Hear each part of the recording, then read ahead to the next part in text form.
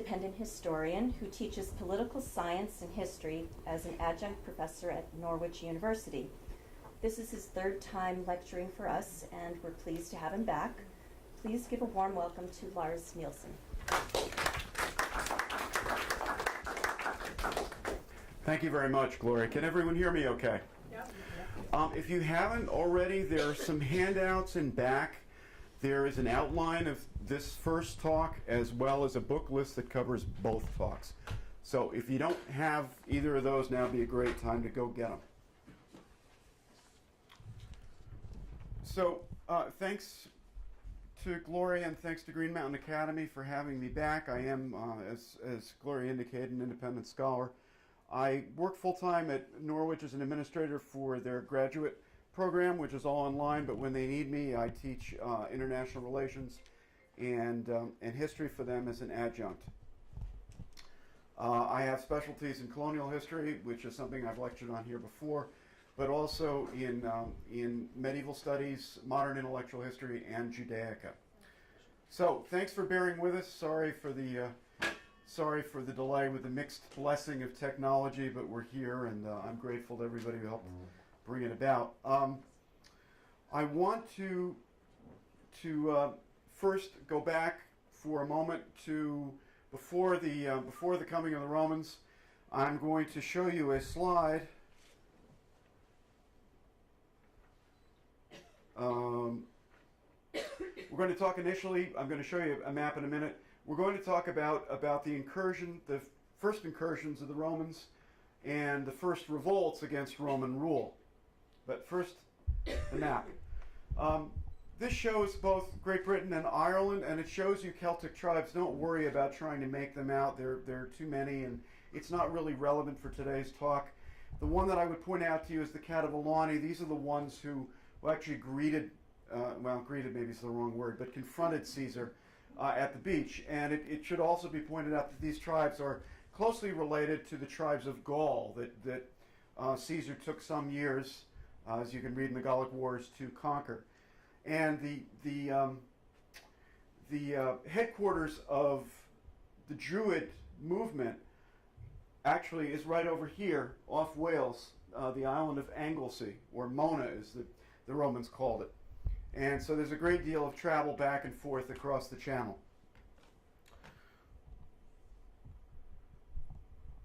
So, with that basic preamble, this is about Roman colonization and Celtic resistance. Caesar comes twice, in 55 and then the next year, 54 BCE. He leaves no lasting presence. Basically comes over for a cup of coffee, and that's about it. Though he does leave an account of it in the Gallic Wars that you can read for yourself. Claudius, the fourth emperor, who is rather a timid soul, but decides he has to make a name for himself, as emperors need to, particularly those of his particular dynasty, decides he's going to make Britain kind of his pet project. So he invades, and he successfully forms a Roman presence in Britain starting in 43 CE. And there are other initial Roman military efforts for the next probably 4 decades, through 84. And there are in return three primary early Celtic revolts. Caractacus, made famous of course in Gilbert and Sullivan, won't go there.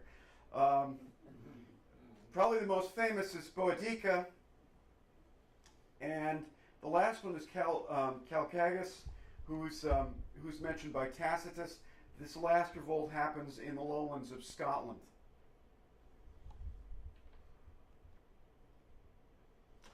So, Roman Britain.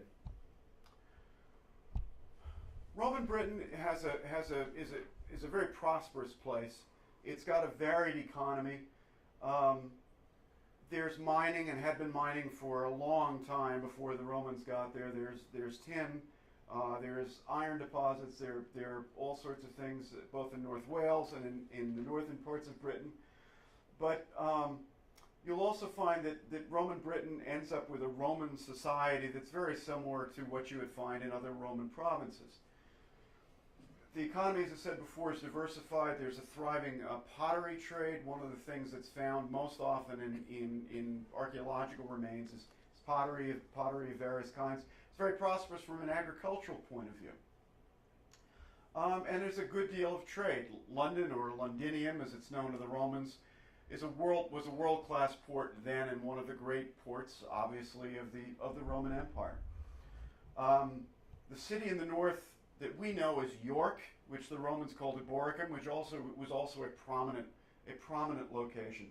And there are other major cities that not only doubled as metropolitan centers, but also were headquarters of various Roman legions that are stationed in Britain. There are kind of three sorts of lifestyles in Britain. One of the large cities. Second would be the villas, the estates of the great, the latifundia, of the great estates of the great Roman aristocracy. And again, there's nothing to choose between this kind of lifestyle and what similar well-off Roman citizens would have had in Gaul or North Africa or anywhere else. And kind of bridging these two worlds are the small towns. Small towns with artisans of various kinds who kind of bridge the agricultural and reclusive tendencies of the more aristocratic Romans on the one hand, and the quite thriving towns on the other.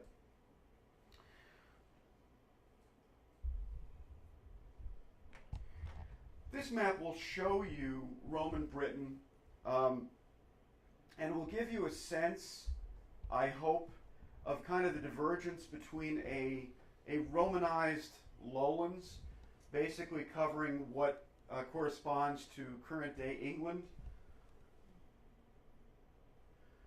and what we can refer to as kind of a Celtic highlands. Wales, which is colonized by the Romans, but much more lightly. And here, in what we call, of course, Scotland, and the Romans found themselves, when they would go too far, they'd find themselves isolated.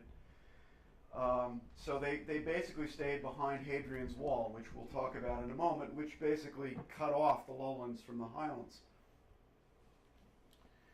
And as was the case with the Roman world, everything kind of beyond that settled Roman province were what would be called barbarians. They borrowed from the Greek the sense of if you're not part of us, you must be barbarian by definition. The Romans, of course, weren't backward in this, and they did very well in making this lowland area quite settled, quite well protected, and quite integrated with the rest of the empire. You can see Hadrian's Wall in the north. I'm not sure why they didn't show it on this map, but there are also very good Roman roads that kind of crisscross. Watling Street going from northwest to southeast, and Ermine Street, which kind of goes the other way from northeast to southwest, and a whole host of secondary roads in between. There's not only Hadrian's Wall, which again we'll talk about in detail in a minute, but slightly thereafter, perhaps a decade or two after Hadrian's Wall is built, there's a smaller wall known as the Antonine Wall, built in the reign of Antoninus Pius, one of the emperors that we'll mention in a moment, somewhat after the time of Hadrian. What I should point out, because it will become increasingly important in the latter part of the talk, is that the Romans built, as you're no doubt aware, things very well in stone. They were world-class engineers. And you can see, if you've done any traveling in Britain, you can still see, remarkable remains of all kinds of Roman building. What's interesting is that as after the Roman formal presence ends in Britain, no one knows how to work with stone anymore.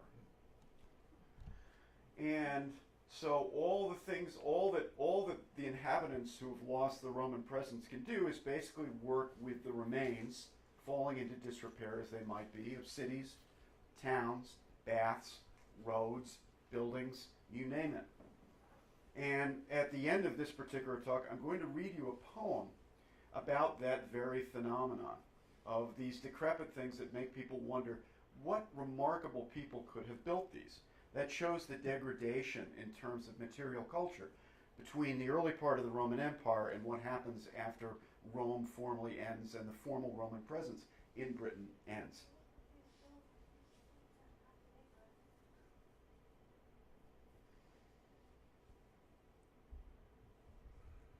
So I want to show you some pictures. These are some Roman coins, and what's notable about these is they're from a very, very recent find. This was part of a headline I stumbled on when I was doing some research for this talk.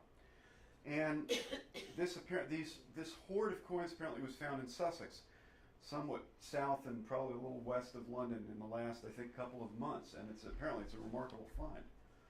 So this is a picture of it. The next slide will probably bring some recognition, I would imagine, from people. This is the quite famous Hadrian's Wall. How many of you, have any of you seen this? It's quite something. I mean, obviously, it no longer extends completely as it did from Solway Firth to the North Sea in an unchanged state, but there are parts of it that are very well restored. When I got there, the only guards that you could still find are the black sheep with horns on their heads. They were the only ones who would ask you for the password, basically. But they're no less formidable for that. But it's remarkable what's been done to restore them. There are these kind of monuments along. There are these reconstructions and kind of small museums in places. What's remarkable to think about is not only was this wall built, but in addition, probably every mile or so, there was a small fortification, place for sentries to be. So that tells you the kind of massive commitment and manpower that the Romans made to this, and how seriously they took it as kind of the northwesternmost corner of the Roman Empire.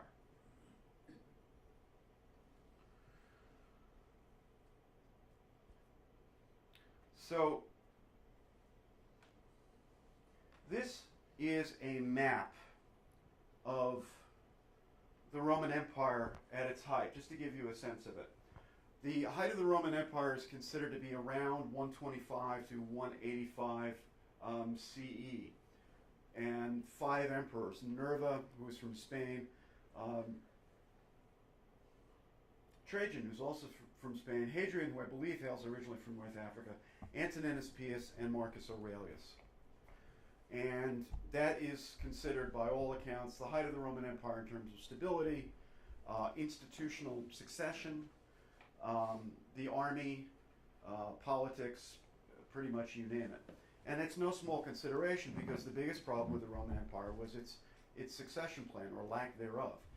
If there was a dynasty fortunate enough to have stability, where a father could be succeeded by his son, that was a really good thing. But as the empire gets older, that phenomenon of peaceful succession becomes rarer and rarer, and most of the armed conflicts in the Roman Empire are not between Romans and those trying to get in, but among different Roman troops themselves and different imperial pretenders. And we'll talk more about that in a few minutes.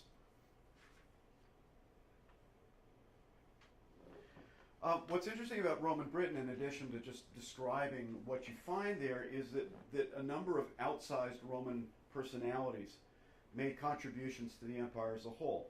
Agricola is the father of Tacitus. Tacitus, of course, is the great Roman historian.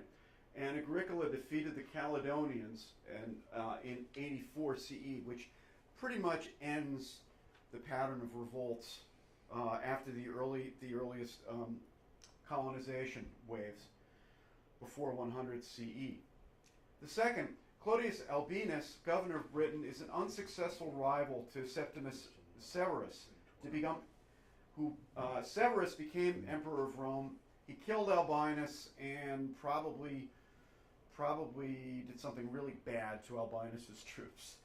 The most successful of Britain's Roman sons, as it were, is Constantine. Constantine was governor of Britain. He overcomes all rivals to become emperor in 306 CE. Of course, we know him because he's the first officially Christian emperor, and he also founds Constantinople. but he gets his start in Britain. This pattern of potential imperial claimants who start out in Britain and use the British Roman troops as kind of their springboard is unfortunately for the province a fairly common occurrence. And it often denudes the province of soldiers when they most desperately need them. I should point out to you that this is not always a situation where it's an expression of would-be emperors becoming greedy for more power. Quite often, these generals were forced to march to Rome because their troops wanted a better situation. They wanted to become part of the Praetorian Guard around Rome, get more money, get more booty, get more time off, you name it. So they basically would go to their commander and say, look, why don't you become emperor? And if the emperor had any doubts about it, he could be quickly removed and some lieutenant could be found to take his place. So you can understand why people who might have been even reluctant people considering to take the purple, as it were, why they might decide, if they had troops who were insisting on it.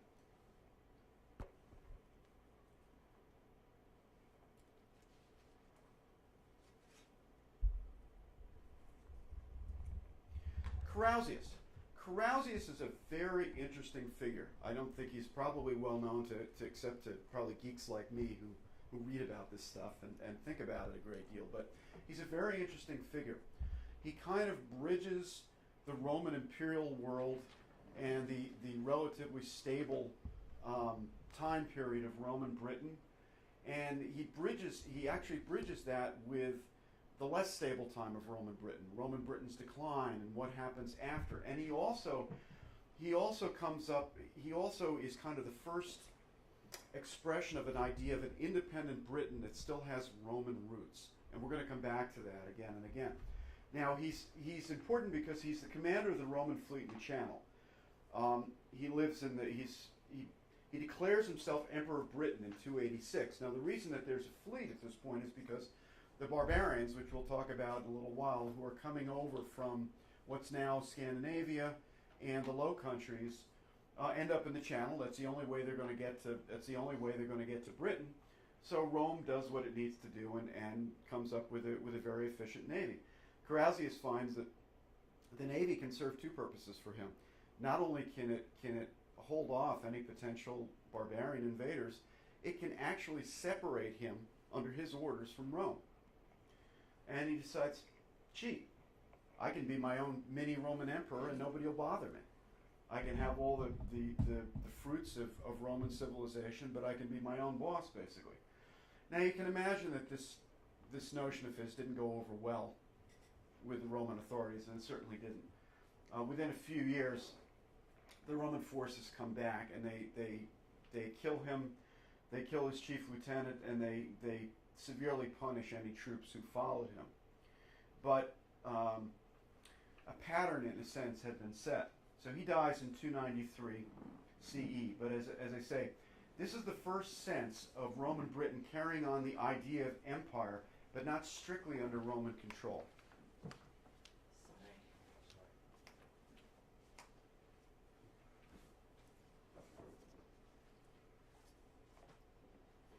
So, in the 200s, the late 200s, there is, and this is debated and will always be debated as long as there are historians, but it's the beginning of a sense of decline in the Roman Empire. But again, when you say decline, it means very different things in very different provinces.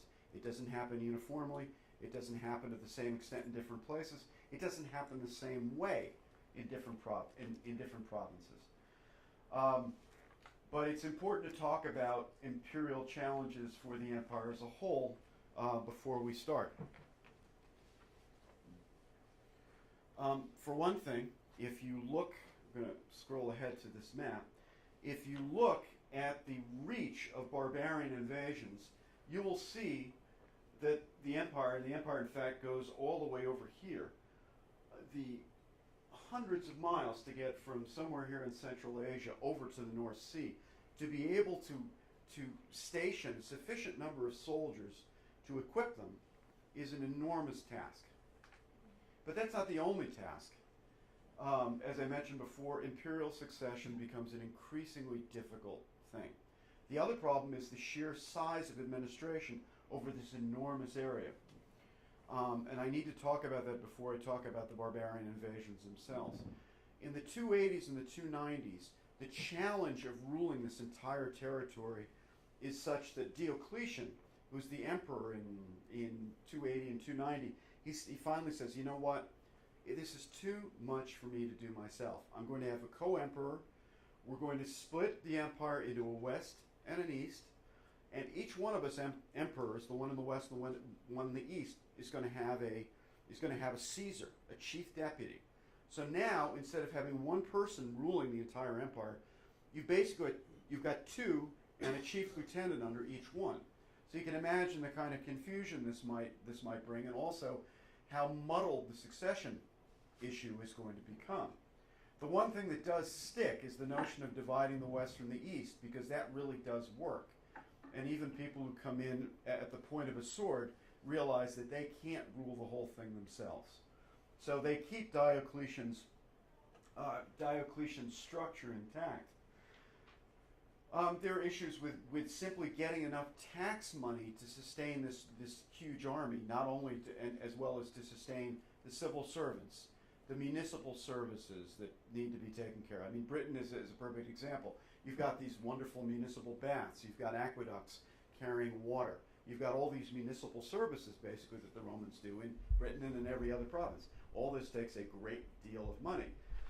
And there are issues around getting tax revenue, getting it efficiently, making sure that the people who need to collect it are doing their job and not skimming too much off the top. You can imagine how big a problem that might be. So there are enormous difficulties, but again, they don't manifest themselves equally in every province. They don't manifest themselves in the same way. Now, when we're talking about the barbarians who basically force a number of these systematic failures to become more and more apparent, we're talking about way off the map here, somewhere in Central Asia, and the barbarian group that basically starts the ball rolling, because ball is a good example. It's like a series of bowling pins kind of falling over, in a sense, are the Huns. The Huns start to move long before they actually make appearance in Roman territory, and they push groups farther west.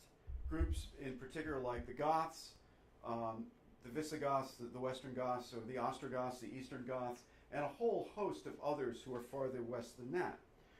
And what happens initially is that these groups are very small. They come basically knocking on the Roman door and said, "Can you please give us a little space to settle where we're not being threatened by these guys who are even worse barbarians than we are to the east." And the Romans initially acquiesce, but as time goes on, the numbers get greater and greater for these barbarians. And also the opportunity for miscommunications and misunderstandings between the Roman authorities, particularly the military commanders on the ground, and these increasing numbers of barbarians multiply. And some of the Roman commanders make very, very bad decisions. They may take a group in and then enslave them, or send them someplace where they don't want to go, or separate the menfolk, or do something else.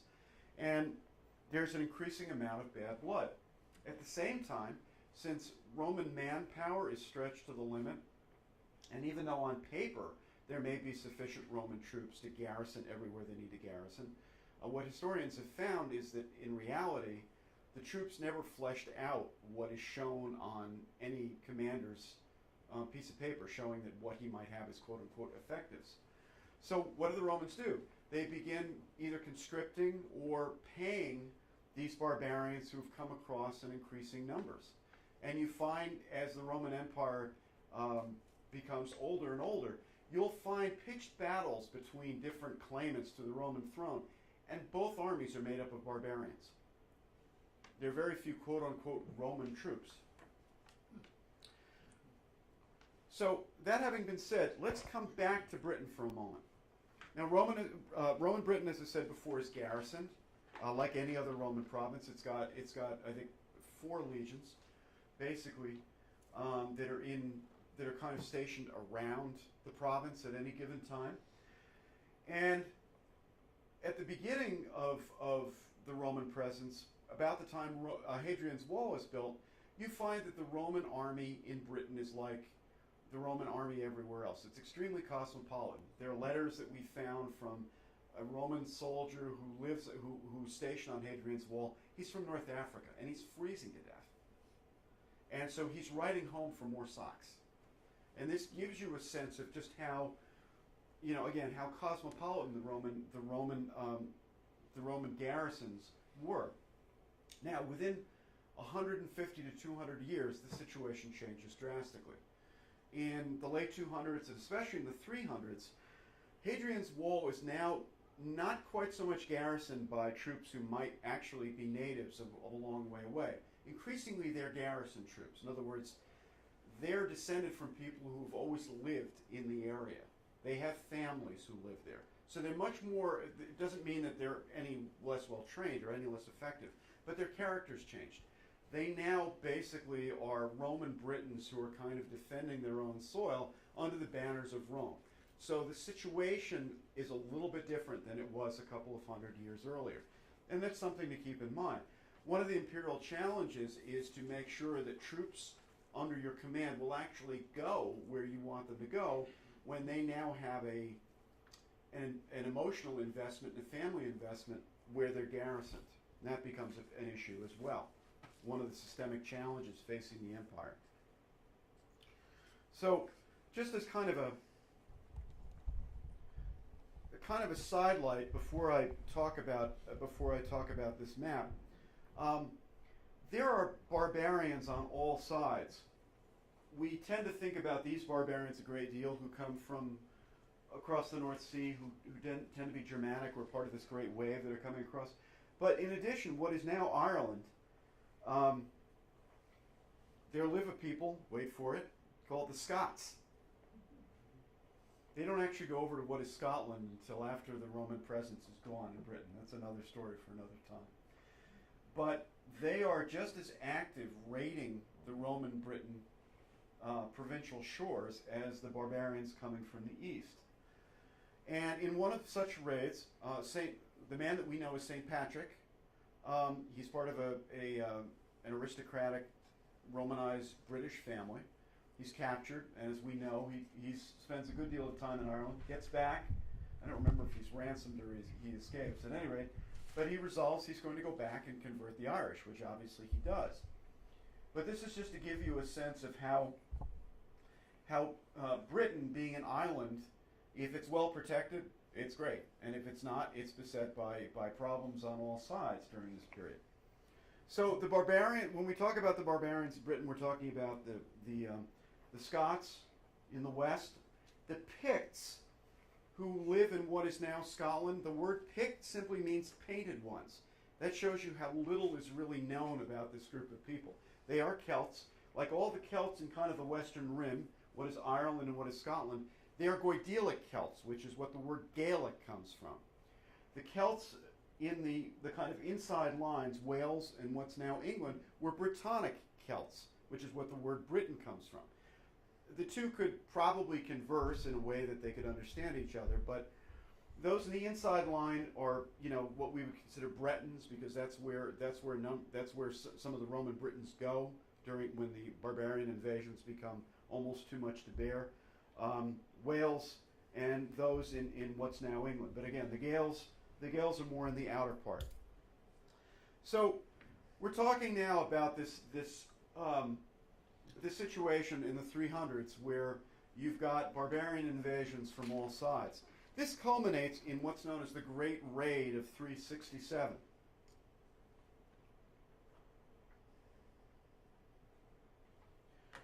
Acting in concert, and we don't know how this came about, but there was it seems as if there was some understanding between the raiders who were coming over from Ireland, as well as those coming in from the northeast. They all fall on Roman Britain at exactly the same time in 367, and they devastate Roman Britain. Rome comes back within a few years, but nothing is ever quite the same. The troop presence isn't quite the same. There is and to make matters worse, in 383, not long after the Roman Restoration, the governor of Britain, Magnus Maximus, brings most of the Roman troops to the continent in yet another unsuccessful bid of the British of the Roman political authorities in Britain to kind of put one of their own as emperor. And Roman troops in Britain come back after Magnus is defeated and killed, but the troop presence is never the same.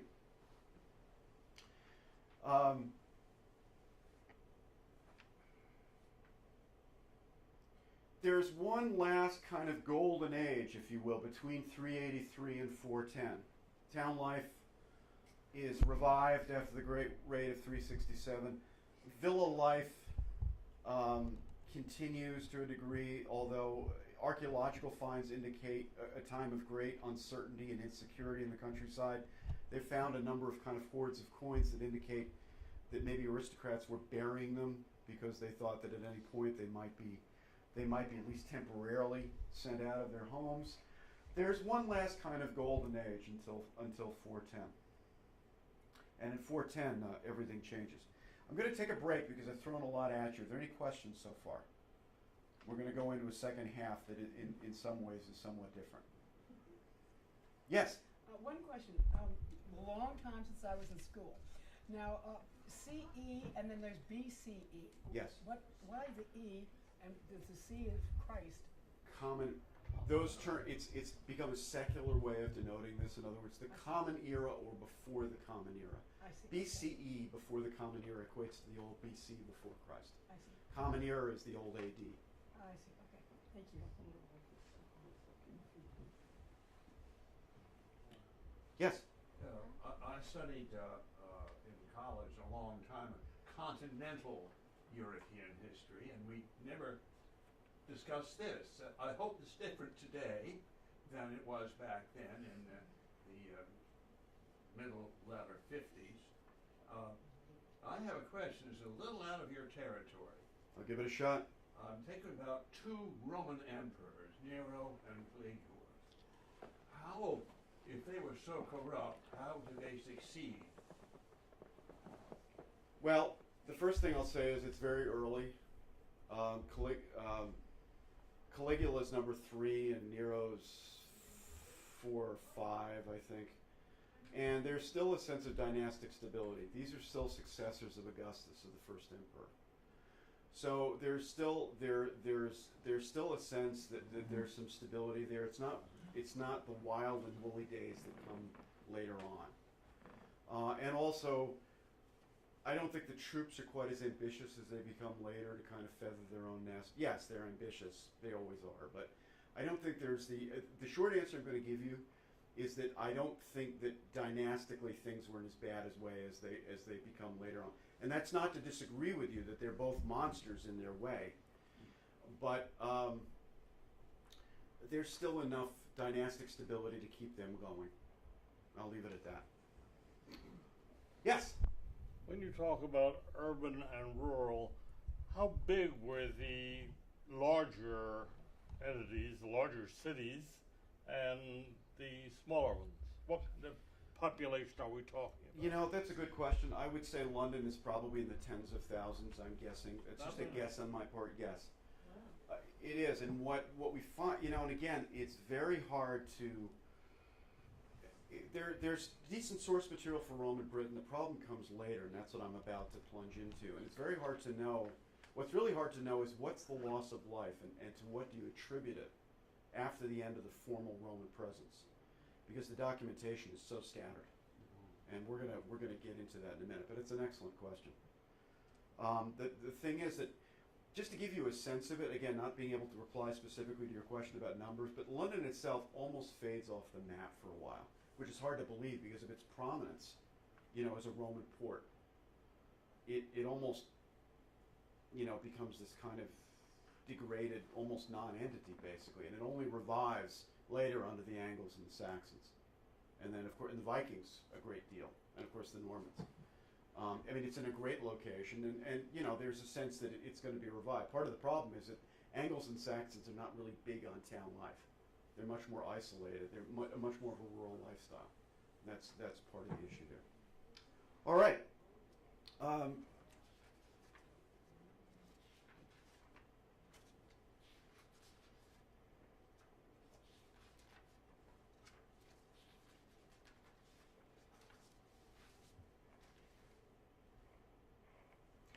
So, the end of Roman Britain. Again, one last sort of generation of prosperity. Not quite what it had been, but still remarkable considering what is to come after. Now, in 410 comes kind of a watershed moment. Actually, two watershed moments. One for the empire as a whole, and one in particular for Britain. In 410, the city of Rome is sacked. In other words, it's actually conquered and pillaged by Alaric and his Goths. This is a really big deal. On a smaller scale, but no less consequential for Britain, the Emperor Honorius in 410 sends a letter to the Kiwis, the citizens of Britain, and he says, "We can no longer protect you. We can no longer send any troops to support you. What few troops may remain, we are going to withdraw, and you cannot expect that any will come back. You must look to your own defenses." This is an enormous blow, because these people have thought of themselves as Roman citizens. And they say, why are we no less deserving of protection than people anywhere else? Now, what's really interesting about this is that the word Kiwis, this Latin term, has come down through Celtic language to us to indicate that there was a self-consciousness for a long time that the Celts themselves, even hundreds of years later, thought of themselves as the descendants of those Roman citizens. The word Cumbrogi, which you can see in Cumberland, in Cumbria, these other terms from northwest Britain near the Lake District, those are actually descended from the word Kiwis through several peregrinations of language. So there's this idea in Roman Britain and afterwards that Rome, that there's something eternal about Rome, even after its formal presence has ended. And we're going to continue to talk about that. Now let's go back to the wider empire for a second. In 410, as I mentioned before, the Rome is sacked. Now Rome is not what it was at this point. Provincial administration basically gone. Either in Constantinople in the east, or in the west, it's in several different cities. Trier in France, there are places in northern Italy where it's just smaller places where it's just easier. And Rome itself has become degraded at this point. It doesn't have anything more than kind of a symbolic presence, but that symbolic presence is huge. The sack of Rome sends shockwaves through the Roman world, and it's kind of akin to the event of 9/11, only in Roman terms, if you can think of that. Now, what's interesting about it from a cultural and political point of view is that St. Augustine, who's the great Christian philosopher and theologian at this time, bar none, he writes the City of God, De Civitate Dei, in response to this episode. And he says, don't worry about the fact that Rome was sacked. That has to do with the city of man. What we Christians should be involved in is the city of God. This is characteristic dualism on Augustine's part, saying, we don't really need to worry about these material effects. We don't need to be, yes, we have to be in the world, but we don't have to be of it. And there is a British Christian, Pelagius, who becomes Augustine's greatest opponent. Very little is known about him. One or two letters remain, because Augustine did everything he could to not only discredit him, but eradicate his influence from the Roman Church entirely. Pelagius goes to Rome after the sack, and he's appalled by what he finds there.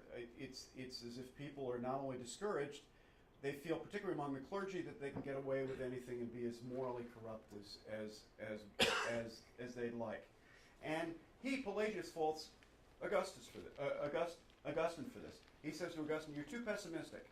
you're telling people that they don't have any power to do anything. You're putting too much emphasis on God's grace and not enough importance in man's capability to do good. And that's the great divergence between the two of them theologically, is the notion of grace and capability and the state of original sin. And Augustine is furious with this, and he's also very concerned because he thinks that Pelagius will make man, will elevate man to too great a stature. So he does everything he can in the wider Roman world, the Mediterranean world, to discredit Pelagius. Pelagius basically excommunicated. He basically gets his teachings condemned, and Pelagius disappears from history, and everywhere except Britain.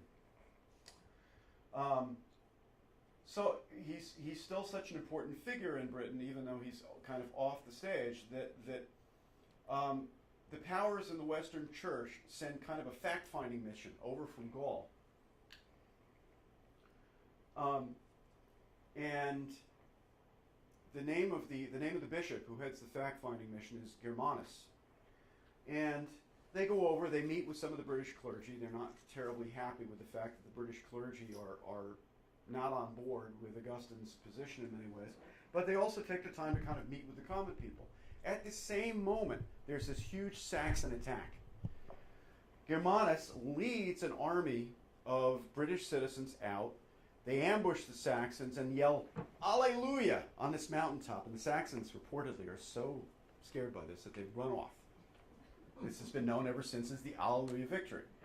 And what's interesting about this is that it shows how important members of the church were from an administrative and political and military point of view, as well as obviously from a pastoral and theological point of view.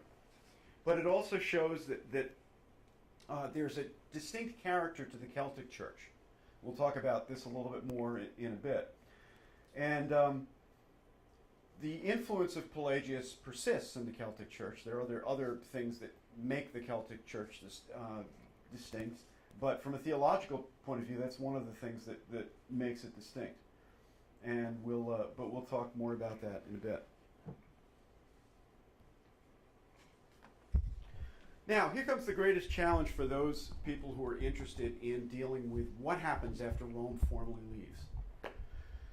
We have one source from Britain, either contemporaneous or near contemporaneous with the events after Rome leaves, from, say, the 450s and 460s through the mid-500s, for that about crucial 500-year period.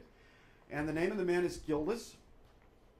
And Gildas is a British monk, and he wrote a book called De Excidio Britanniae, which means on the conquest of Britain. And he leaves this relatively short account. And he describes the revolt of the mercenaries, and I'll go through all these things in detail. He talks about a Celtic resistance, and he talks about a great victory. Now, what's interesting about this account is this is not history as we might expect it. It's almost, imagine if several hundred years from now, the only source that would tell you about 9/11 was by someone who basically thought that 9/11 was God's punishment for the wicked inhabitants of the United States. That was the only account you could find about 9/11. That's what reading this is like. It's basically a kind of a polemic, a screed, a theological tract.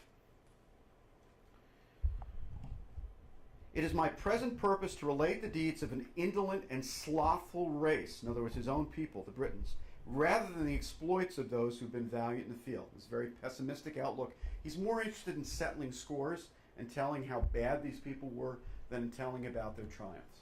So that's kind of the context that you have to look at Gildas in. But Gildas is all we've got, basically. And some of what Gildas has said has been confirmed with great difficulty by continental sources. So, Revolt of the Mercenaries, what's that about? Well, Gildas tells us that there is a man who heads up the lowland British remnant at this point, devoid of any formal Roman help. The man's name is Vortigern. All Vortigern means is High King. We don't even know what his name was. It's just his title that's come down to us. And what he does in order to help protect the island against various onslaughts of Jutes, Angles, and Saxons, he does what most Roman or post-Roman authorities do?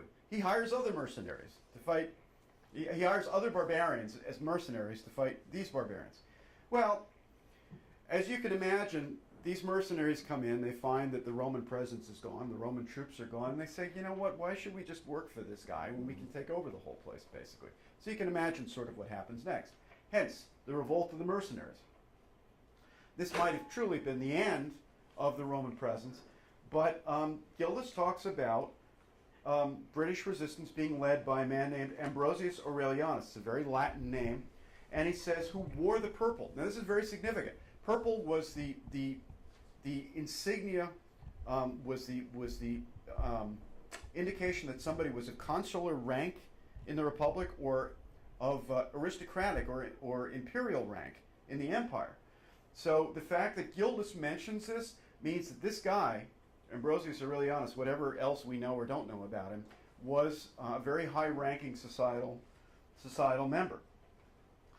And Ambrosius Aurelianus, his resistance and that of the people he leads is so well done. Actually, that's a typo. I put 420. It's probably 520. I apologize for that. But Gildas is emphatic that there's a great victory over the Germanic invaders at Baden Hill, and it's such an emphatic. One second. Let me just finish the page, and I'll get to it. This victory is so emphatic that it pushes back the Germanic invaders back to the coastline for possibly as much as 2 generations. This is something really impressive because it doesn't happen anywhere else in Western Europe. Yes? Well, where is Baden Hill? Baden Hill, scholars disagree, but the consensus is that it's probably near Bath, which would be in the southeastern part of England. And there's several kind of hills that they found, which they think, they'll never know for sure, but seem to conform to what is left of us of the account.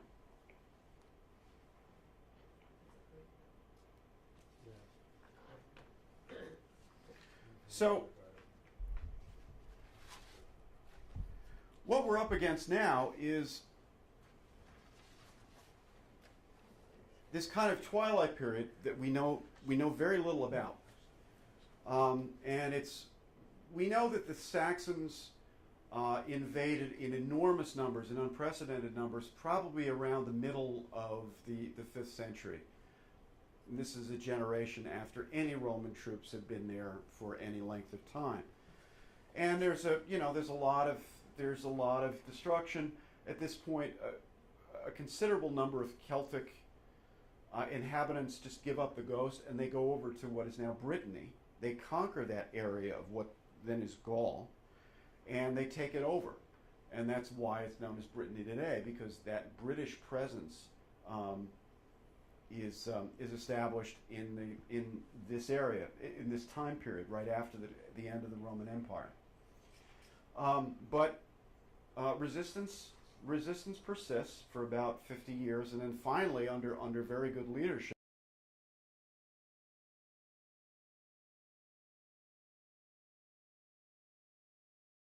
the Sutton Hoo helmet.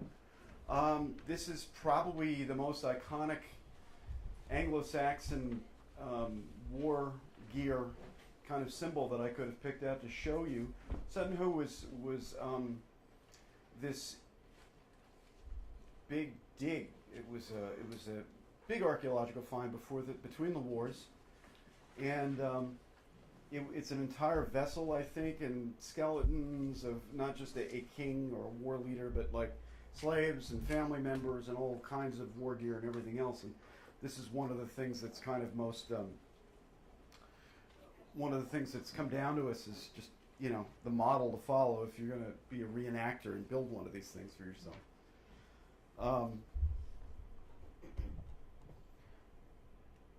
So, in the first hour we talked about Roman Britain, and I showed you a map which I'm going to quickly flash to again. It's the same map I showed you towards the end last time, where the Celts have been pushed kind of into the last third of what's now England and also Wales, and now we're going to pay attention to the Germanic kingdoms here in the east. And one of the things that's really striking. Oops.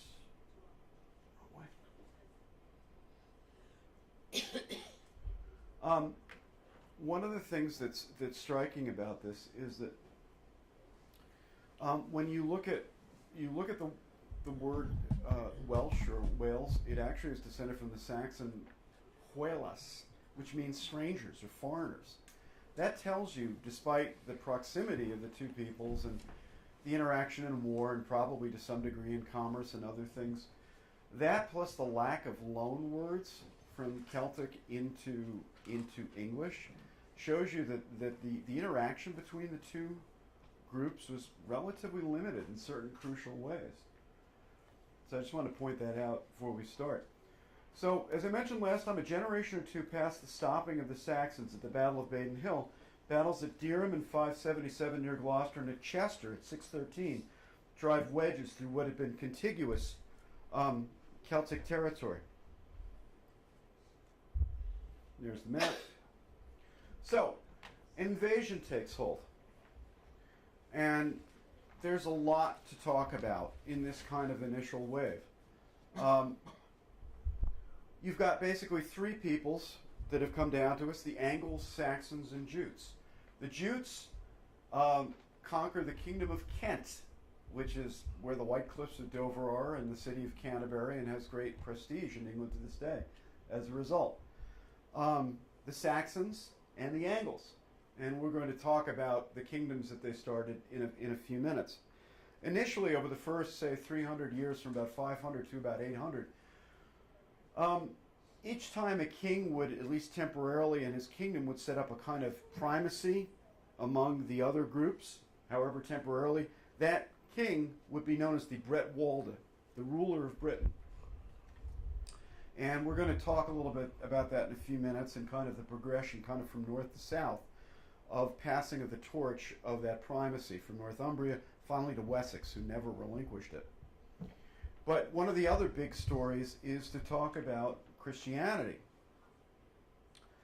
And when we say Christianity, not just in the British Isles, but also in other parts of of a barbarian presence in Western Europe, it's a very superficial Christianity in many ways. One of the problems is just simply literacy. Another problem is the lack of emotional security in a time where food was scarce, where personal security was always at risk, where science and technology had been set back hundreds of years. And so what you find is kind of that people have a foot in both camps. They may have a superficial Christianity. They may, because their king has ordered them to, they may have allowed themselves to be baptized.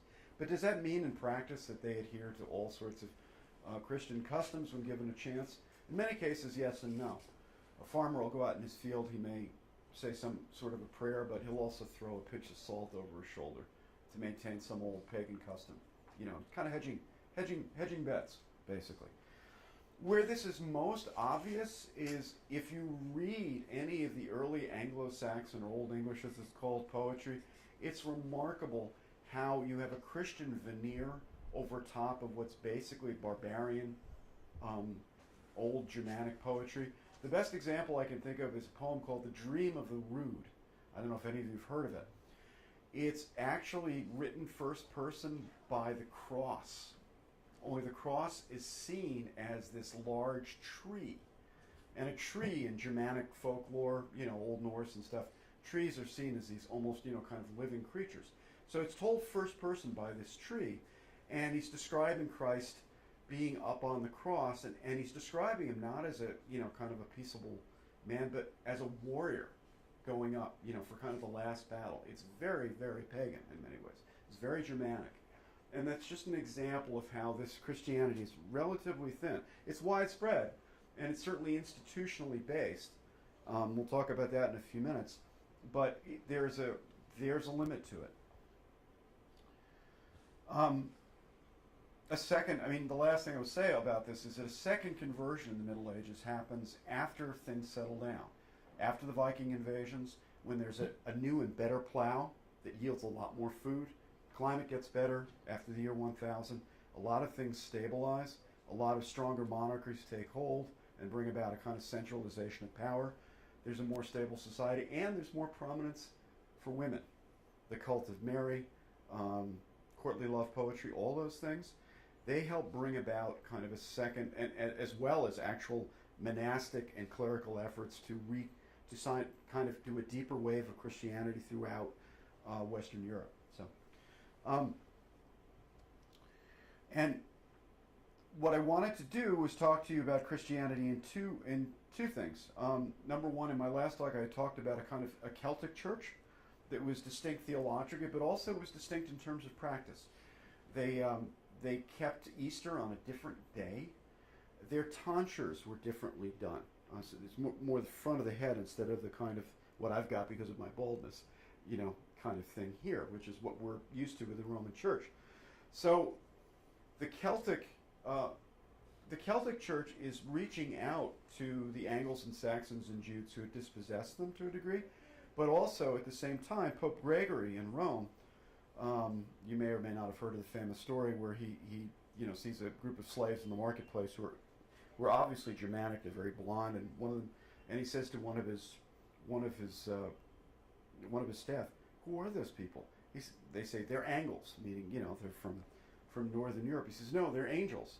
So at that point, he decides to send a conversion effort that's headed by a different Augustine, not the same Saint Augustine we were talking about before. A different Augustine who's only famous for his institutional work in Britain, and his first foothold is in Kent.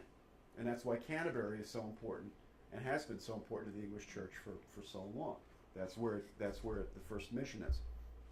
But it keeps the Roman Church keeps butting up against the Celtic Church. Finally, in 664, there's a synod in a place called Whitby in Yorkshire, and King Edwin, who was the Bretwald at that point, says, "You know what? The Roman Church is going to be the winner here. They've got clearly what it takes." And so we are going to go with the Roman Rite. That's the end of the high watermark for Celtic Christianity, and they kind of the Celtic monks kind of fade off into the west, and have toeholds in Ireland and parts of Wales, and reportedly St. Brendan came to the New World early on, but nobody knows if that's true. Anyway, I want to read to you kind of my postscript on this, on the Christian influence. I want to read to you. Edwin holds a council in 627 with his chief men about accepting the faith of Christ. This is from Bede's History of the English Church and People. Bede lived his whole life in Jarrow, which is in Northumberland, the most northernmost county of England. And he's one of the most interesting and one of the most prominent, one of the most skilled of the historians of the Middle Ages. He did more than anyone else to kind of distinguish primary from secondary sources, which is no small thing, particularly in the Middle Ages, which was such a theologically based time to talk about intellectual matters. So anyway, he left this account. Edwin holds a council with his chief men about accepting the faith of Christ. One of the king's men signified his agreement in favor of Christianity, went on to say, "Your Majesty, when we compare the present life of man on earth with that time of which we have no knowledge, it seems to me like the swift flight of a single sparrow through the banqueting hall where you are sitting at dinner on a winter's day with your thanes and counselors. In the midst, there is a comforting fire to warm the hall. Outside, the storms of winter rain or snow are raging. The sparrow flies swiftly in through one door of the hall and out through another. While he is inside, he is safe from the winter storms. But after a few moments of comfort, he vanishes from sight into the wintry world from which he came. Even so, man appears on earth for a little while. But of what went before this life or what follows, we know nothing. Therefore, if this new teaching of Christianity has brought any more certain knowledge, it seems only right that we should follow it." The other elders and counselors of the king gave similar advice. That imagery of the sparrow is really something. It shows how close to the land people were. So, despite the difficulties involved of pushing Celts farther west, Germanic kingdoms end up getting Celtic partners and allies from time to time to fight other Germanic kingdoms, and it's kind of like dancing and grabbing one partner and letting a partner go and picking up a different one. This kind of turmoil of the Dark Ages in Britain. And there's also a brief Celtic resurgence. There's a king named Cadwallon who's the king of Gwynedd, which is the kingdom in North Wales. North Wales today is still the center of kind of Welsh nationalism and Welsh language and Welsh studies. If you ever get a chance to go. It's terrific. It's like being in Vermont.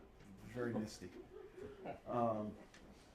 Anyway, Cadwallon comes east, and he has designs on taking back all of Britain, and he conquers Northumbria. He kills Edwin, who we were just talking about. But before he can do anything else, he's killed off by the plague, and it's kind of the last time that the Celts will seriously threaten to take back most of their land. And that's in the 600s.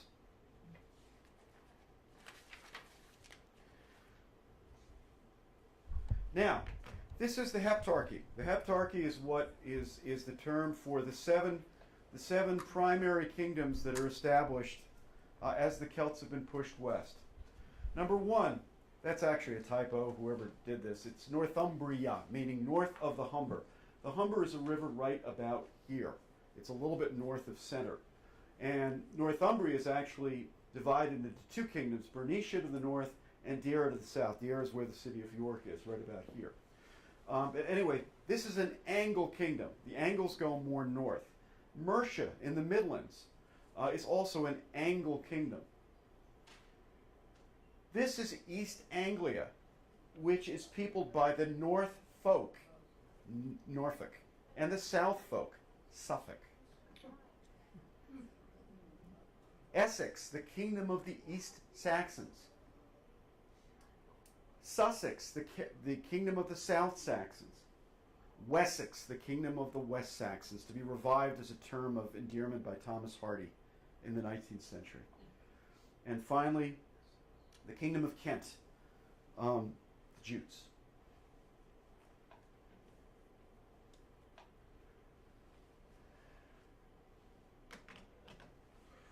Northumbria, the northernmost Angle kingdom, including the city of York, is the most important political kingdom through the early 700s. Even after its political supremacy ends, it is known for monasteries and scholarship, including Jarrow, the monastery and home of the Venerable Bede, one of the first historians. Charlemagne, you may or may not know, one of his greatest counselors and one of the perhaps the most instrumental of his advisors to work on kind of the revival of literacy and Latinity in the West, particularly in the church, is a man named Alcuin. Alcuin comes from York. York was in Northumbria. Long past Northumbria had its political heyday, it was still known for its scholarship. So in the in the late 700s and early 800s, when Charlemagne was at the height of his power, Alcuin, one of his advisors, drew on his scholarly background in Northumbria to counsel Charlemagne in the revival of literacy in Charlemagne's empire. If you look at some of the wonderful works, the book of the Book of Kells is a Celtic book with this wonderful scroll kind of artwork, but you'll see other scroll work patterns in Northumbrian monasteries that have similar stuff. There's jewelry, and this it's just remarkable the intricacy of some of the artwork that you'll see. So I encourage you to look at Northumbrian art, because it's a tribute to the vibrancy of that tradition even after their political heyday had gone. Mercia next takes over political leadership of the Germanic kingdoms. Mercia's in the Midlands, takes over political supremacy through the entire 8th century, prominently with the rule of King Offa. Offa built Offa's Dyke to separate Mercia from the Welsh in the west. Offa lives at about the time of Charlemagne. He lives in the late 700s. And Mercia initially is the kingdom that has control of London as London revives. Finally, Wessex, the kingdom of the West Saxons, located in the south and a bit west of London. And it takes a leadership role around 800, and taking over London from Mercia becomes the first kingdom, not just among the Germanic kingdoms, but in all of Britain, and holds the pride of place until the Norman conquest. There's a wonderful visual image in the 900s during the kind of the political heyday of Wessex between the two waves of Viking invasions, where the king of Wessex is rowed across the River Dee by all his subject kings from as far away as Scotland, kings of Wales, kings of the other English kingdoms, he gets to sit in his boat and everybody else is rowing him, which is this visual representation of the fact that Wessex is pride of place. And Wessex deserves it because of the leadership that we'll talk about in a few minutes.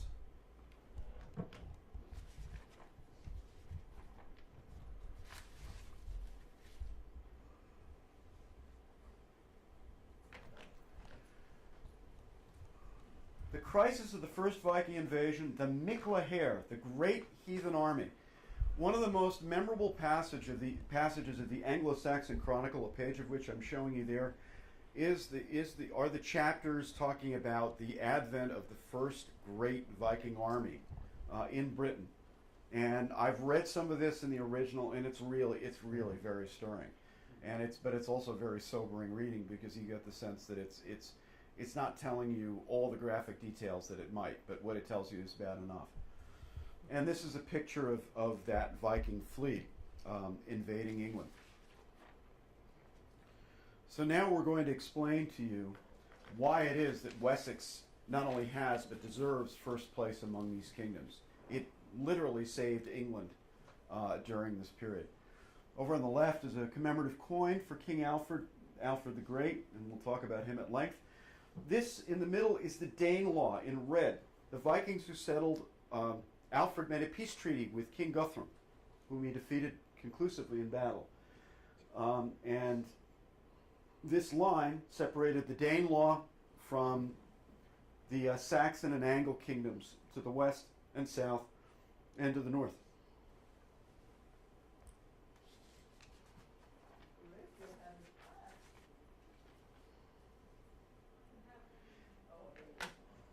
Before I get into Alfred, I want to talk to you about the beginning of the Viking invasions.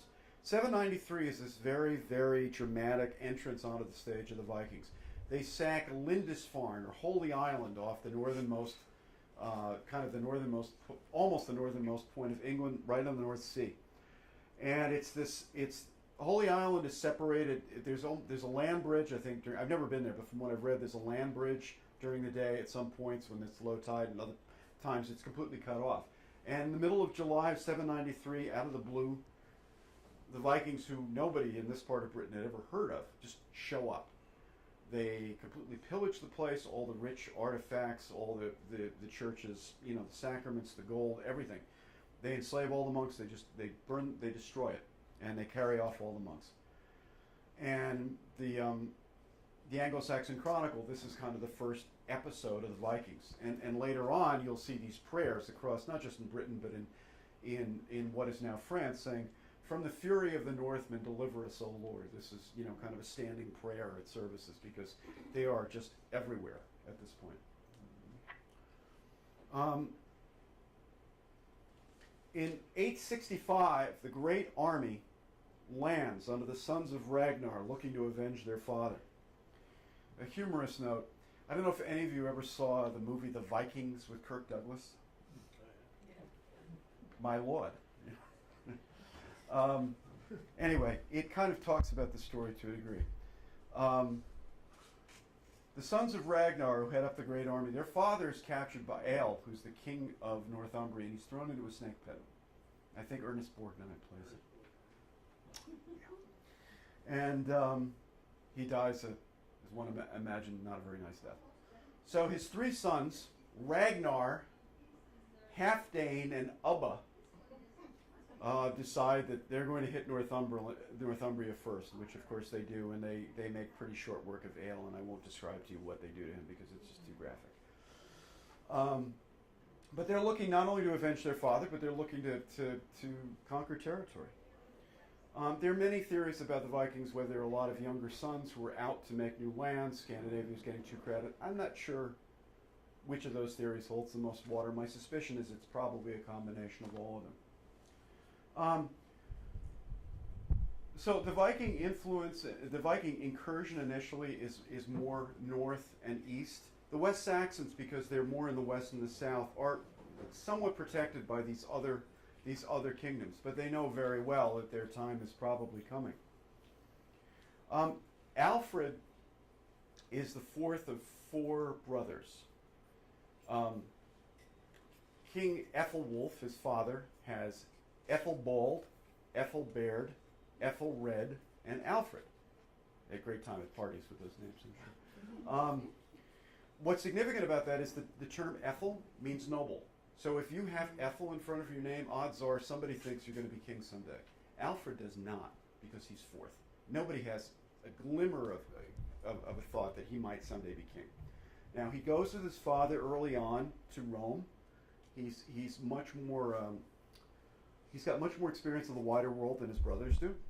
And there's evidence that even at an early age he was literate, which is really, really remarkable for this day and age, because the only people who were literate were priests in the church. They were your civil servants as a result.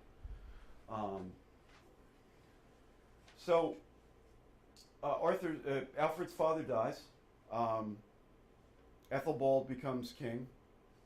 Doesn't stay alive very long. Succeeded by his brother, Ethelbert.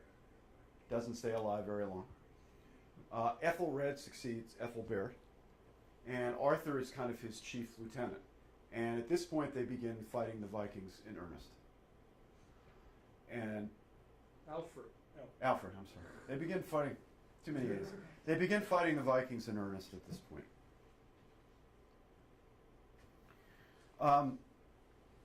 There are a lot of colorful stories about all these individuals. The great army fights, and the sons of Ragnar fight under this great banner. It's a raven, and whenever anybody sees it, they're terrified, because it really means the end of wherever, if you see the raven, it means pretty much the end of life as you know it. And what people will do generally, and what the kingdoms other than Wessex would do, is they would pay what's known as Dane Geld. They would basically pay the invaders to go away. And Ethelred and his younger brother Alfred did that. In certain cases, they would fight to a draw, but they couldn't get at the Vikings, and the Vikings had these really good ships, so they could get away. They'd always find a really good place. They'd have horses, or they'd find local people to help them, and they'd be able to manage to get away. So sometimes they had no choice but to pay them to go away, even though I think Alfred would have fought them every time he could.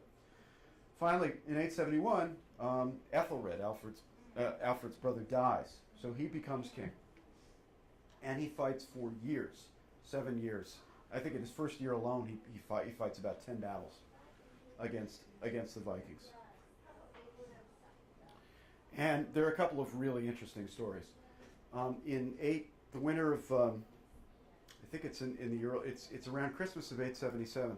The Vikings, who normally, one of the things about the Vikings is really interesting.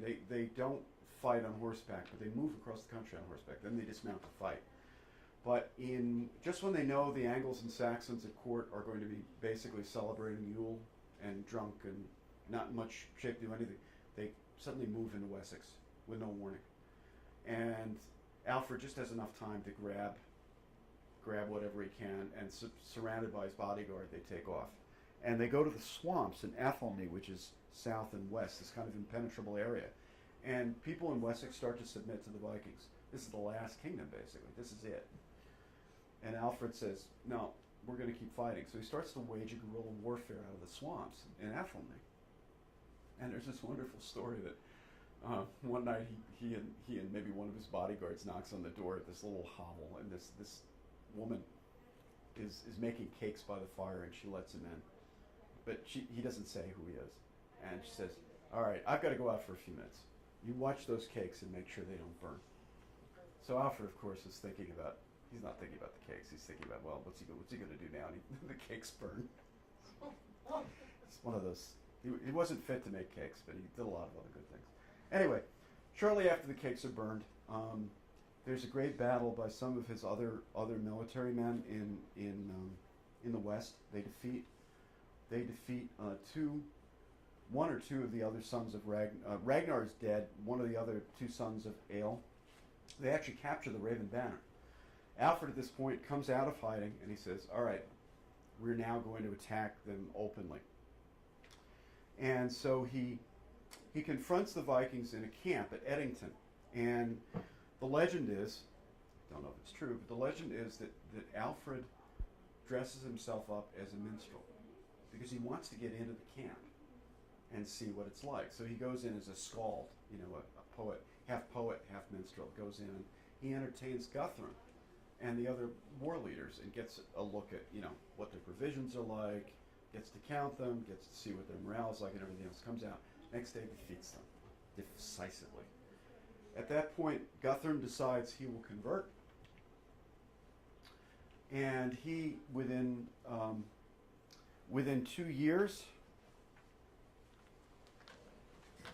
880, Alfred signs a peace treaty with Guthrum, establishing the Danelaw to the north and the east of Wessex. And Alfred brings London under West Saxon control. Now I want to read to you a passage from some of this stirring stuff. This is an account from the Anglo-Saxon Chronicle of the Vikings coming into the kingdom of Wessex in the middle of the winter. In this year, the host, meaning the army, the Viking army, went secretly in midwinter, the 12th night, to Chippenham, and rode over Wessex and occupied it, and drove a great part of the inhabitants over sea, and reduced the great part of the rest, except Alfred the king. And he and a small company moved under difficulties through woods and into accessible places and marshes. So that's how the guerrilla warfare begins, but it ends well for the West Saxons.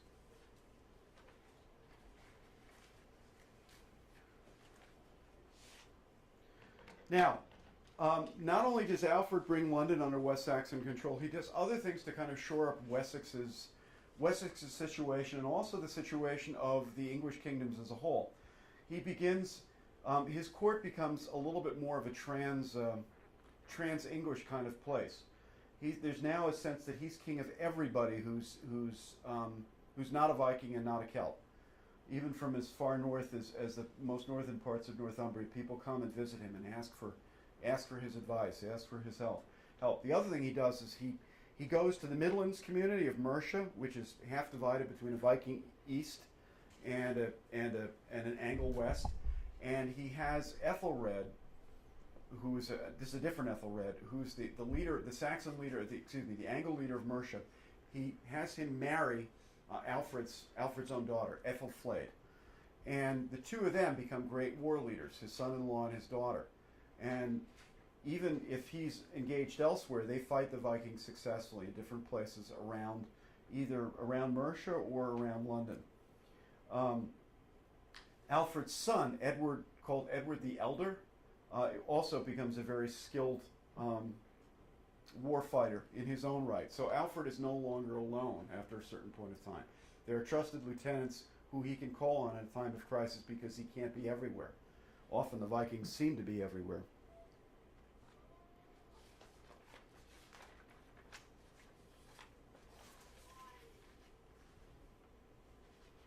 Alfred's legacy. Alfred is the only English monarch known as the Great, not just because of his saving Wessex and more from Viking conquest. In addition, he's known for the following. He established an English navy to find and defeat Vikings on the sea before landing. He had his own longships basically out there. Interestingly enough, even though the Angles and Saxons and Jutes had come across in their own ships 300 years earlier, they basically lost any sense of fighting on the sea. Alfred had to revive it, and he does. He does it not only with some natives who are good sailors, but he goes and hires sailors from the Low Countries and puts them into his service, and he makes sure that they have equal standing with some of the lords in his service to make sure that they have an incentive to fight on sea because they'll get glory and they have a sense to get preferment there as well. He builds a series of burgs or boroughs for better defense. He has these boroughs that will extend on both sides of the river, and he'll build a boom because the Vikings are so good at going up a river as far as navigation will take them, and longboats are so adept at using even a small amount of water. So he makes these fortified boroughs to help establish control over different waterways. He reestablishes learning after the pillage of English monasteries. English monasteries had been the center of literacy, and where do the Vikings go? Every time they land, they go to the monasteries because other than the king's court, that's where the money is. Not in terms of actual coinage, but in terms of things gold and silver and ornaments that they know that they can either melt it down or they can sell it to somebody else. So he does what he can to reestablish literacy, which has been probably put back a generation at least because of the Viking incursions. What else does he do? He reforms the law codes. He takes a look at titles in English society. He looks to make sure that there's as I said before, that men on shipboard can have a path to get to preferment. And he reforms administration and taxation. It's not cheap to do the things he has to do to keep the Vikings at bay, and also to entertain people from around the kingdom, and to kind of bring up the Wessex stature to be something that is meaningful not just to a single kingdom, but to all these other kingdoms, and to show leadership. So he does those things. He's a remarkable individual. In many ways, I think you could say that he's England's Charlemagne. His attention to literacy, his centralization, his knowledge of a legacy, the sense that he's trying to bring people together for important causes. He's also tries to think of himself as very much a paragon of a Christian ruler. What's one of the things he does? He translates Boethius' book on the Consolation of Philosophy, which is one of the Christian classics of the Middle Ages. He has a new translation done. In addition, he brings a Welshman to his court. Oh, it's terrible. His name just escaped me. Anyway, kind of the equivalent of Charlemagne bringing Alcuin over. Asser is his name. Asser is the name of a Welshman. He brings from St. David's in southern Wales. And Asser becomes like Alcuin. He becomes his advisor on all things literary. So he's very much looks at himself as trying to set an example as a good Christian monarch. Not just he's a monarch. Now that he's brought peace, he wants to show that England, Wessex, and all of England should look to higher things now that peace has been established. So he's a remarkable individual in every respect.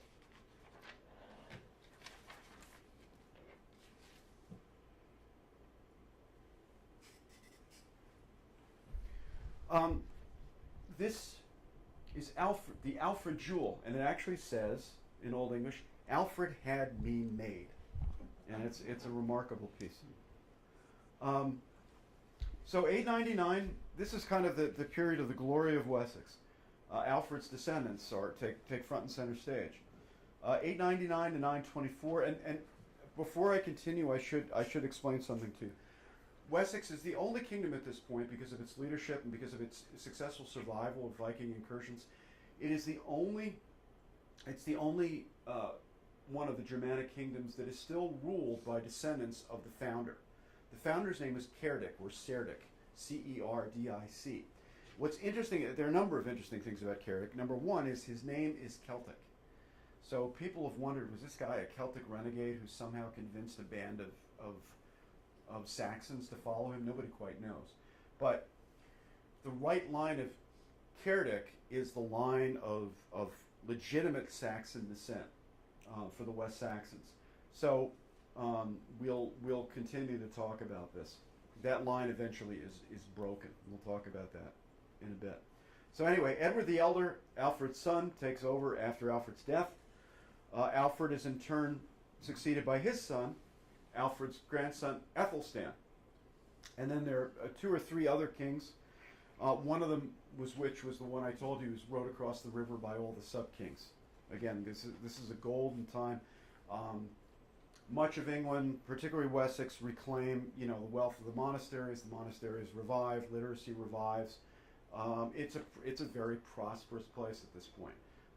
It's now, even though Europe is still being rocked by invasions, not just Viking invasions, but also invasions from the east, the Avars, for example. It's a time of more uncertainty in Western Europe. England, because it has strong rulers and it's got good institutions at this point, it's doing very well.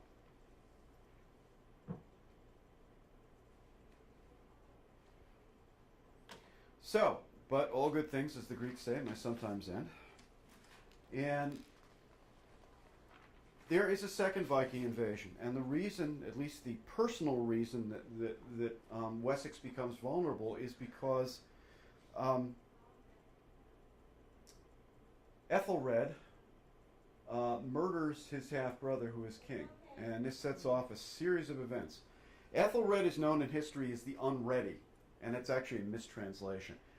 The Old English term for him is Ethelred the Raidless. Raidless means uncounseled, and that's gotten corrupted into unready. The reason he is raidless is because Dunstan, who was one of the great bishops in the 900s, dies just before Ethelred becomes king. And Dunstan had been the great royal counselor. Royal counselor in terms of not just how things should go in terms of the church, but in terms of politics and statecraft and great experience. He's not there for Ethelred, and that is a really significant problem for Ethelred as we will see as time goes on. So at this point, there's renewed vulnerability in England, and there is renewed vitality in Scandinavia. Danish king Svein Forkbeard, and by the way, if you ever want to be in a trivia contest, somebody asks you, who's Svein Forkbeard's father? It's Harold Bluetooth. So just hold on to that. Someday that may be relevant to you. I don't know when, but someday. So Svein Forkbeard, but you've probably heard of his son, Canute. They invade England in 10,002. And I want to read to you from the Anglo-Saxon Chronicle an account of that. In this year, the king and his counselors decided to pay tribute to the Viking fleet and to make peace, more Danegeld, on condition they ceased from their evil deeds, the Vikings that is. The king sent elderman Leofsig to the fleet, and he, at the command of the king and his counselors, arranged a truce with them, and that they should receive maintenance and tribute. So he's not only going to pay them off, he's going to make sure they have all the supplies they want. This was accepted, and they were paid 24,000 pounds. That's a lot of money by any standard, which means that, this is probably, this is coin. I have no idea what the conversion factor is, but it's got to be a lot of money. My guess is it's probably the neighborhood of hundreds of thousands of pounds today would be my guess. That's a lot.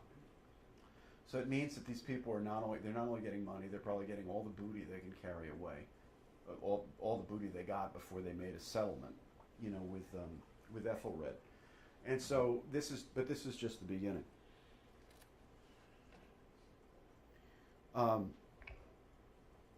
Ethelred has a son whose name, I have to go back a minute. Svein doesn't just invade because he's looking for greener pastures and he's ambitious, and he certainly is. But there's this kind of odd act of almost political murder that Ethelred, in his incapacity, decides to commit. There's a group of Danes, they're kind of under the protection of the royal court, and he has them all put to death, including Svein's sister, Gunhild. And so it was not a very wise act. So Svein he's got a cause here that he can utilize. So he's not only murdered his half brother to become king, he's also committed this act against the Danes, which is not going to put him in good shape. So anyway, Ethelred has a very valiant son named Edmund. Is nicknamed Ironside because he's such a great warrior. And Edmund is a great fighter, and he goes on fighting the Vikings even when his father flees overseas. Ethelred flees overseas, and much of the kingdom capitulates to the Vikings. Edmund keeps on fighting. Finally, Svein dies. Canute takes over his army. He and Ethelred's son Edmund make peace. Edmund dies. Some say he's poisoned, and then Ethelred dies. So the only person left standing is Canute. And Canute, 1016, Canute becomes king of both Denmark and England. From the deaths of his father and Ethelred, England now becomes part of a Norse empire. It's kind of the crown jewel in it because it's such a wealthy kingdom. Even after all the Danegeld, it's still a very wealthy place. And that's where Canute spends a good deal of his time. And as a concession, he converts to Christianity because he realizes that's kind of what he's going to have to do if he's going to be respected among the other Christian monarchs in Western Europe. There's a wonderful story about Canute that I guess as most kings are, he's being flattered by his subjects, and he's had enough of it one day. He says, you think I'm so great, that he goes down to the water, and he commands the tide, the waves to go back, and of course they don't move. And he says, what are you saying to me? that I'm any more special than anybody else. I can't command the tide. So, always thought that rather charming. So there's now this period of a couple of Canute. Canute has a couple of sons or half sons who I can barely remember their names. They're really not all that relevant. And England is this. The Kingdom of England at this point is this kind of half Danish, half English place, and the court, as a result, is kind of half Anglo-Saxon and half Danish. And finally, in 1042, one of the descendants of Celtic, who's actually been in exile since Ethelred's death and Canute's takeover, he's been living in Eastern Europe all this time. He comes back. He's invited back by the Saxons, who are close enough to power when the last Danish king dies. And Edward the Confessor comes back. He's pledged his body to God. He's going to be chaste. He may take a wife for political reasons, but he's not going to have marital relations with her. So already there's going to be a succession problem in the kingdom, and that's the problem that we're going to end this faithful story with. And Edward's reign is, even though it's stable, it's got inherent weakness because the old kingdoms like East Anglia and Kent and Essex now all have kind of super earls who have a lot of power and enough power to make the place inherently unstable.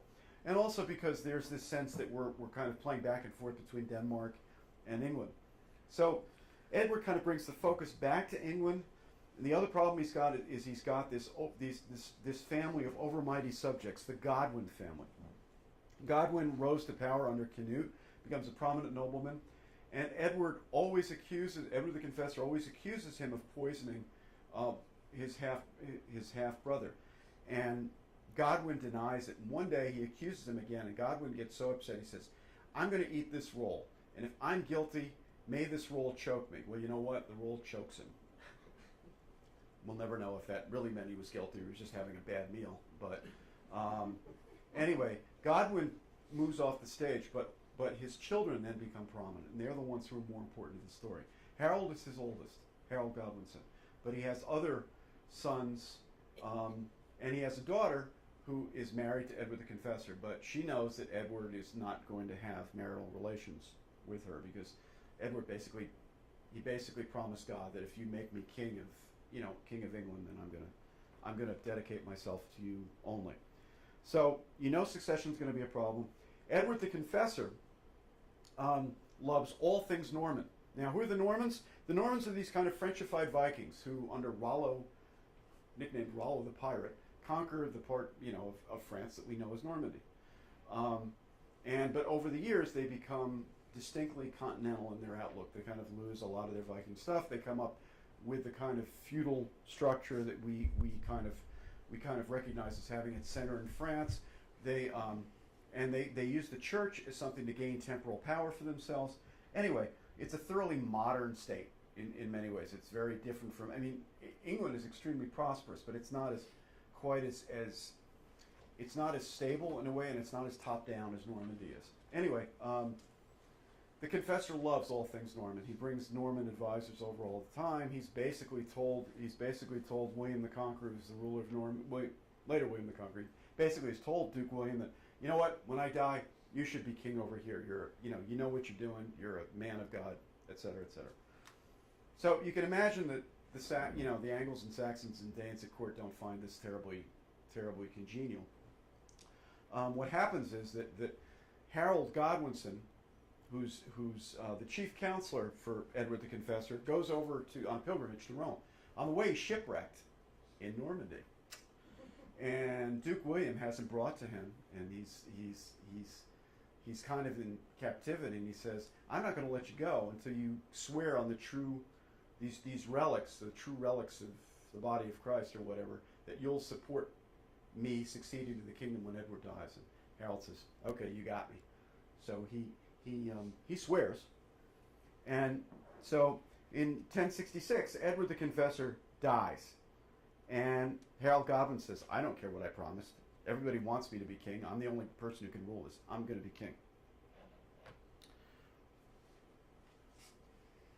So here we go, the end of the story. Three claimants to the English throne. William, Duke of Normandy, claims Edward the Confessor promised him the throne, and his meeting with Harold Godwinson years before that Harold would support his claim.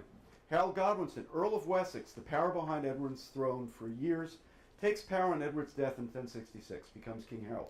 Now, to confuse you even more, another Harold. Harold Hardrada, or Hard Ruler, King of Norway, claims England, and he's aided by Harold's brother Tostig, former Earl of Northumbria, Earl Godwin's younger brother. And I got to tell you a few minutes about this guy. It's an epic. I'm amazed nobody's ever made a movie out of it. As a young man, he falls in battle with his uncle. His uncle is Olaf, King Olaf of Norway. King Olaf is overthrown. Harold escapes. He becomes a member of the emperor's Varangian Guard at Byzantium, which is filled with Vikings who are his bodyguards, and they fight all over the Mediterranean. Sicilian, Normans, Arabs, they fight all over the place. And finally, he decides it's time to go back to Norway. He goes back to Norway, conquers Norway, and then he's looking for fresh places to take over. And just at that point, voila, Edward the Confessor dies, and it's time. So,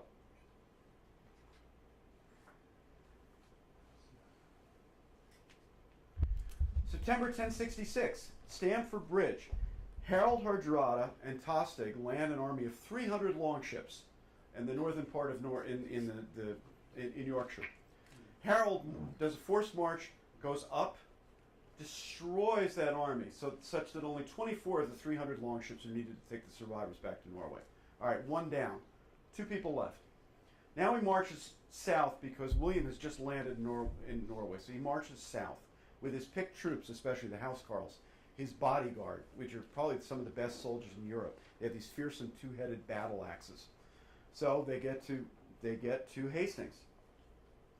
At Hastings, they form a shield wall, and they hold off all the Norman attacks until finally the Normans start to rain arrows down on them, and they begin a second attack, and they can't both keep the shield wall, and they also pretend to retreat. So some of the people come out of the shield wall and they break their formation. At that point, the Norman cavalry does the rest. William is killed. Part of the famous Bayeux Tapestry showing, William is victorious. Harold dies. You can see Harold dying there in the Bayeux Tapestry. And a few closing remarks. Norman conquest, and now a French connection, a French orientation, loss of Scandinavian connection. Harold Hardrada's death considered the end of the Viking Age. French continental orientation in politics due to a Norman influence. After the death of William and his brother in a long civil war, the advent of the Plantagenet line, lasting from 1154 to 1485. Richard III, the last of the Plantagenets. So someday I'll come back if you want, and I'll do a talk on the Plantagenets. They're really cool. And so the big consequences are for the English language, because now that there's been a wave of Danish influence for 200 or 300 years, a lot of loanwords, and finally now many more French due to the Norman influence. So, England's singular medieval legacy, language and literature, institutions, economic prosperity, both the church and agriculture, the role of women. There is a new vein of scholarship that talks about Anglo-Saxon England being a more hospitable place for women to have property and have a better social standing than in, say, Normandy or the continent.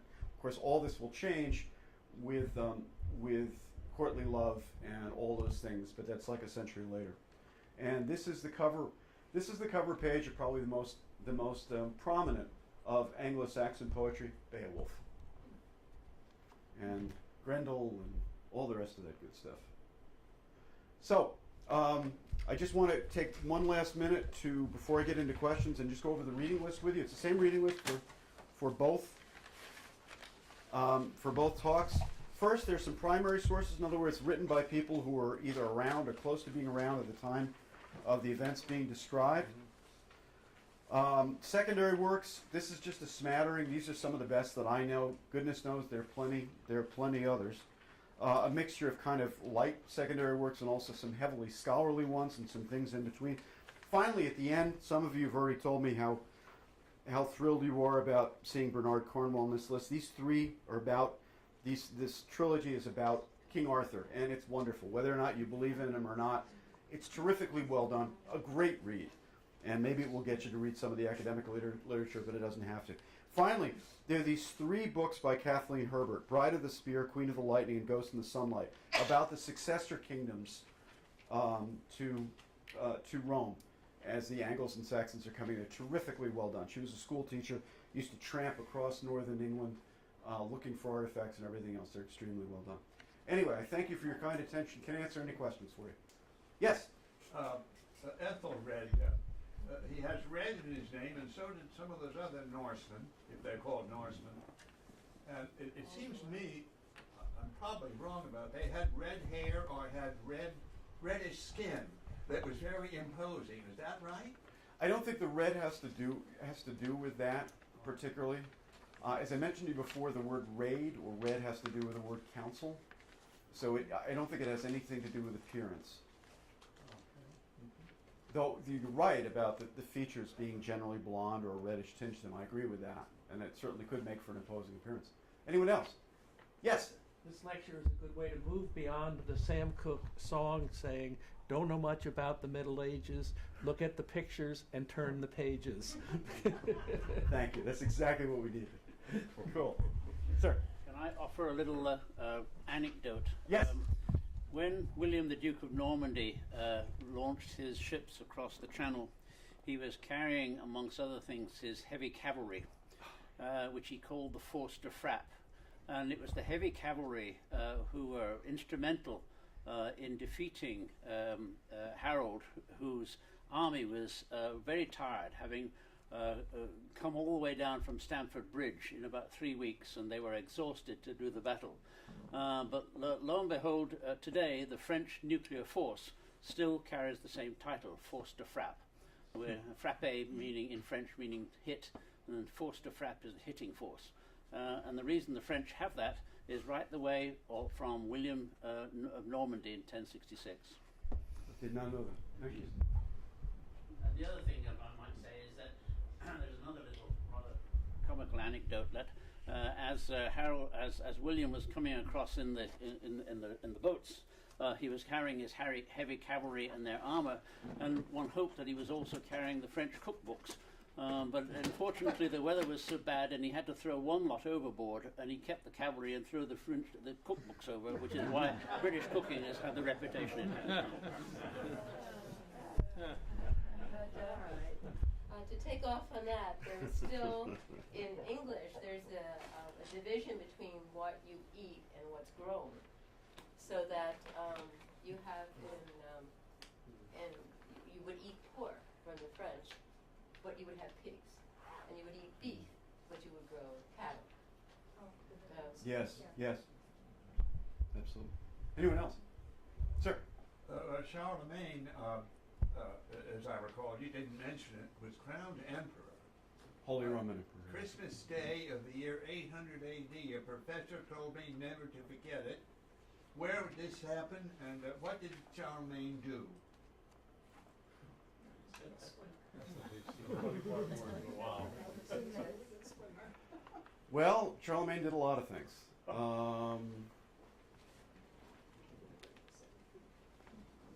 Yeah, he was a big guy, for one thing. He had very large stature. He basically put the Franks on the map in a way they hadn't been before.